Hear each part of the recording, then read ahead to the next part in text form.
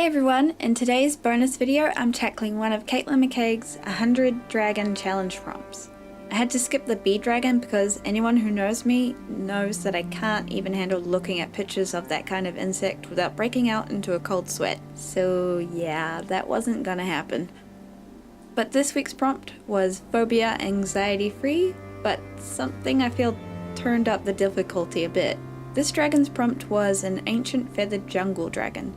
Definitely something new to me, but straight away my mind went down the road of making the dragon part earth, or rather tree creature in concept.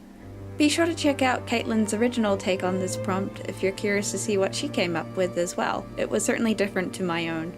I'll leave a link in the card and description of this video for you guys to pop over and check it out, but in the meantime, hold on to your horses and don't run away just yet. So the first ideas that popped into my head were branch horns and grass hair, and from there the wood plating kind of built from there, resulting in a growth of organic framing around his face and underside armor that looked awesome to me. I had to remind myself for a second there that a dragon needs frickin' wings, so the feathers that decorated his head and spine also changed the typical bat-like wings a dragon would have to the more feathered kind that Aragon movie Saphira had. Which, by the way, was a gorgeously designed dragon, even if the movie itself was a bit cringy. Quick note, the frickin' feet gave me a bloody hard time again.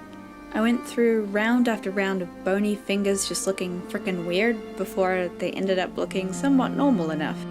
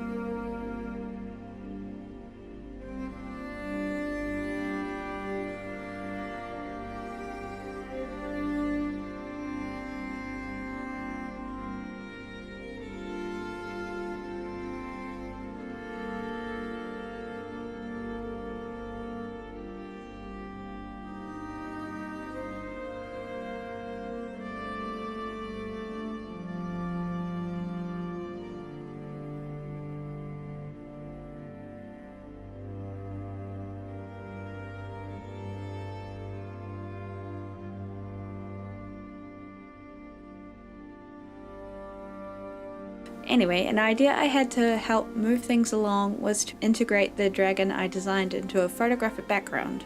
A rich forest layout where it could feel at home while I experimented with the rendering techniques I used in my D for Dodger artwork and applied it to this creature that wasn't at all fluffy like Dodger was. But yeah, quick recap on the overall technique used for this style. It uses a semi-clean pencil sketch with a single color palette layer set underneath it consisting of all the chosen colors that your subject features. From there you start to build layers of multiplying, overlay, screen, and normal color to add depths of shadow, environmental light, as well as highlights. I had to do this all while keeping in mind that the main light source was situated behind the dragon's head, which is always an interesting light source to emulate. But overall, the dragon came together pretty nicely and within a decent amount of time considering I got him done within 2 days, not to mention complete with his own video. If enough people are interested in grabbing a print of this fella, I'll add this piece to my store envy along with the radioactive zombie dragon I created from this series as well.